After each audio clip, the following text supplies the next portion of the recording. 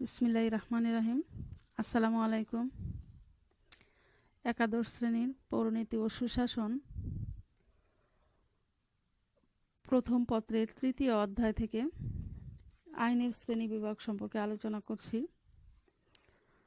তোমরা পাঠ্য বইয়ের বিষয়গুলো লক্ষ্য করবে।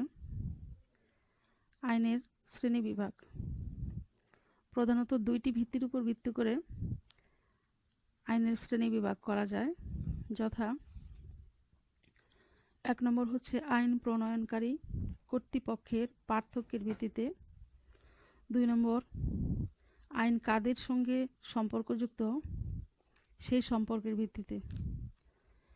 আইন প্রণয়নকারী কর্তৃপক্ষের পার্থক্যের ভিত্তিতে আইনকে 3 ভাগে ভাগ করা হয়েছে, যথা ক আইন পরিষদ কর্তৃক রচিত সংবিধি, যা নিয়মতান্ত্রিক পদ্ধতিতে আইন পরিষদ কর্তৃক রচিত হয়। খ শাসন বিভাগীয় নির্দেশ বা অর্ডিন্যান্স, যা শাসন বিভাগীয় ঊর্ধ্বতন কর্তৃপক্ষ কর্তৃক বিশেষ অবস্থায় প্রবর্তিত হয়। সাধারণত আইনসভা ভেঙে গেলে শাসন বিভাগ এ ধরনের আইন জারি করে থাকেন। গ হচ্ছে সাধারণ আইন বা কমন ল, যা সমাজে প্রচলিত প্রথা, রীতিনীতি, আচার আচরণ ও অভ্যাসের উপর নির্ভরশীল। সাধারণ আইনসমূহ বিভিন্ন বিচারালয় কর্তৃক স্বীকৃত ও অনুমোদিত। আইন কাদের সঙ্গে সম্পর্কযুক্ত সেই ভিত্তিতে আইনকে আর কয়েকটি ভাগে ভাগ করা যায়।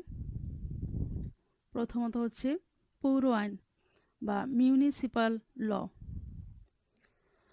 পৌর আইন রাষ্ট্রীয় আইন বলে অভিহিত। এটি রাষ্ট্রের সকল নাগরিক ও সংস্থাসমূহের উপর সমানভাবে প্রযোজ্য। দ্বিতীয় হচ্ছে আন্তর্জাতিক আইন। আন্তর্জাতিক রাষ্ট্রীয় সম্পর্ক নিয়ন্ত্রণকারী আইনের নাম হচ্ছে আন্তর্জাতিক আইন।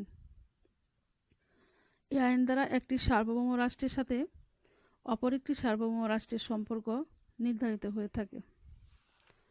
রাষ্ট্রসমূহের পারস্পরিক প্রয়োজনের তাগিদেই আন্তর্জাতিক আইনের প্রকাশ ঘটেছে। মানব সমাজের ন্যায় বিচার প্রতিষ্ঠা, বিশ্ব মানবতার ঐক্য ও সংহতি এবং বিশ্ব শান্তি বজায় রাখতে আন্তর্জাতিক বিরোধের শান্তিপূর্ণ মীমাংসার জন্য আন্তর্জাতিক আদালত গঠন করা হয়েছে।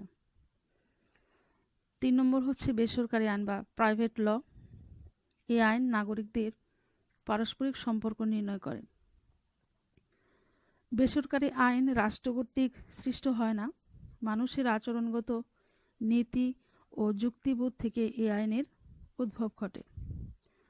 4 নম্বর হচ্ছে গণ আইন বা পাবলিক ল। এই আইনের মাধ্যমে রাষ্ট্র জনগণের পারস্পরিক সম্পর্ক নির্ধারিত হয়ে থাকে। গণ আইনকে রাষ্ট্রীয় আইনও বলা হয়, কারণ রাষ্ট্রের সংগঠন, আইন, শাসন ও বিচার বিভাগের মধ্যকার পারস্পরিক সম্পর্ক এবং কেন্দ্রীয় ও আঞ্চলিক সরকারের সম্পর্ক ও আইনের আওতাভুক্ত। 5 নম্বর হচ্ছে সাংবিধানিক আইন বা কনস্টিটিউশনাল ল। সাংবিধানিক আইন বলতে এমন কতিপয় নীতিকে বোঝায় যার মাধ্যমে সরকারের শাসন ক্ষমতা এবং শাসক ও শাসিতের পারস্পরিক সম্পর্ক নির্ধারিত ও নিয়ন্ত্রিত হয়। এই আইনের মাধ্যমে সরকারের বিভিন্ন বিভাগের ক্ষমতা, সেই ক্ষমতার পরিধি নির্ণীত হয়। এই আইন লিখিত হতে পারে, আবার অলিখিত হতে পারে। 6 নম্বর হচ্ছে প্রশাসনিক আইন। দেশের সাধারণ আদালত ছাড়া অন্য একটি বিশেষ প্রশাসনিক ট্রাইব্যুনাল সরকারি কর্মচারীদের বিচার ও অভিযুক্ত করার আইনকে বলা হয় প্রশাসনিক আইন। এই আইন কেবল সরকারি কর্মচারীদের ক্ষেত্রে প্রযোজ্য, দেশের সাধারণ নাগরিকদের ক্ষেত্রে নয়। ফ্রান্সে এই আইনের প্রচলন হয়েছে।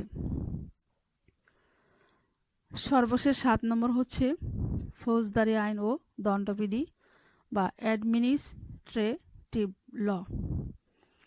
যে আইন দ্বারা রাষ্ট্রীয় অধিকার ভঙ্গ করা হতে কাউকে বিরত রাখা হয় এবং শাস্তির বিধান করা হয় তাকে ফৌজদারি আইন বলে। এবং যে সকল বিধানের মাধ্যমে অপরাধীকে দণ্ডদানের বিচার বিভাগকে ক্ষমতা দেওয়া হয় সেগুলোকে ফৌজদারি দণ্ডবিধি বলা হয়। তোমরা বাসায় বিষয়গুলো ভালোভাবে লক্ষ্য করবে এবং রিডিং পড়ে অবজেক্টিভ প্রশ্ন তৈরি করবে। আশা করি সবাই ভালো থাকবে, সুস্থ থাকবে।